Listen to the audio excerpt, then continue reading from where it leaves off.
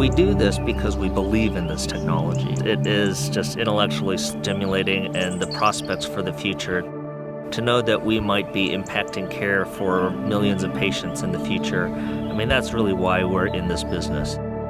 So we are organizing a winter school on therapeutic ultrasound here at Les Houches, mainly for students. We want them to learn as much as we can during 1 week about therapeutic ultrasound in general. It's a completely different atmosphere as compared to conventional conferences. Oftentimes, if this tumor involves the celiac artery, they almost all have pain. Therapeutic ultrasound is a very challenging field because it requires multiple different expertise to come together to collaborate to make this thing work.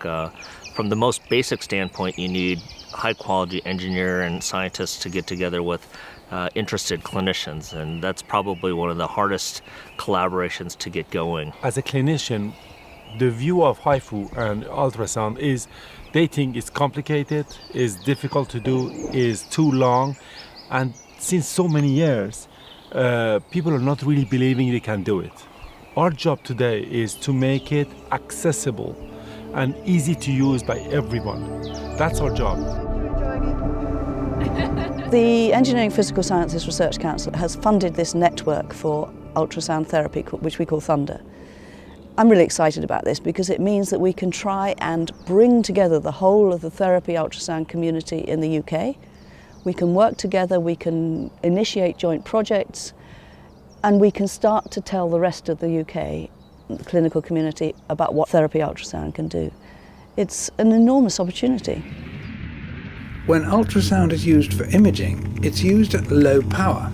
But when the intensity is increased and the beam focused, the resulting HIFU, high intensity focused ultrasound, can penetrate the body without any damage and then safely ablate unwanted tissue, for example cancer cells.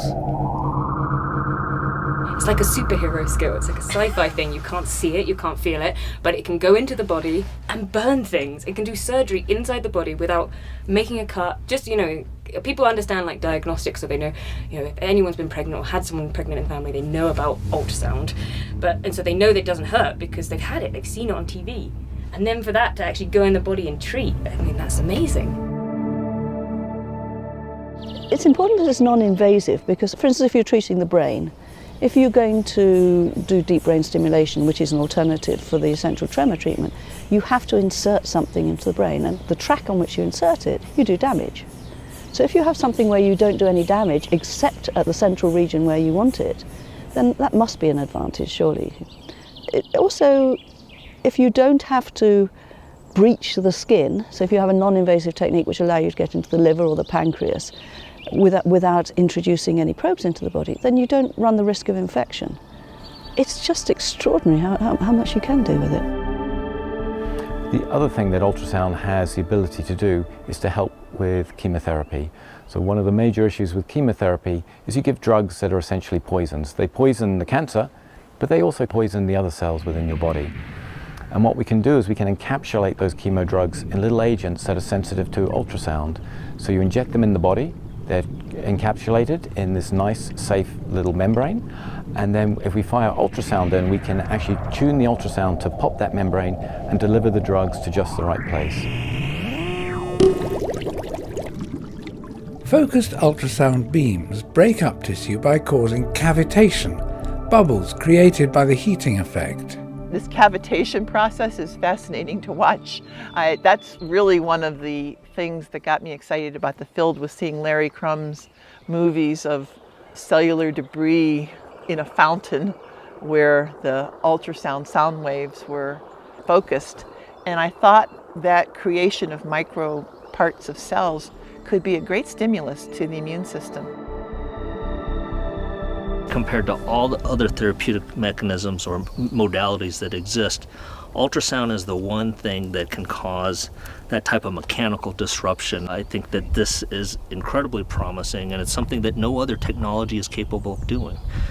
So I think that this really is the future of therapeutic ultrasound. It should become the Swiss Army knife of the physicians, because you can ablate tissue, so you can increase temperature, You can deliver drugs, you can induce mechanical effects. By fine-tuning, using continuous sonication, then you increase the temperature, you use pulse sonication, you favor mechanical effects, you can play with the amplitude, the frequency, pulse repetition. You have all those effects on tissue you can apply at best for one given pathology. I like the Swiss Army knife it's a analogy good very analogy. much. I gave this presentation for these people and everybody thought it was a good idea. I said, in the future, you're going to walk into this place and you're going to have water filled up to about right here. There's going to be a whole bunch of transducers around, imaging your whole body. And then somebody was sitting at a monitor and they say, hey, there's a little spot there, it's cancer. Push this button, boom, it's gone. 3-body therapy, 3-body imaging. And everybody laughed, but we might be there. Someone explained very simply to me that they said, this is the future. You'll take a tablet and it'll be a liposome, so in a fat-filled sac, and it'll have the drug inside, and it goes through your body and it'll have a tracker, and you get your iPhone and you have your cancer, and when you see it running over the cancer, you get your iPhone, you scan it with your HIFU, and you've just treated yourself. And that's like, that's the really cool sci-fi that you go, yeah, that's the HIFU I would love.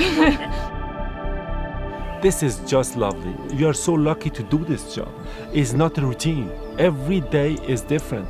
Yeah, constantly being challenged by our students. Yes, we are very lucky.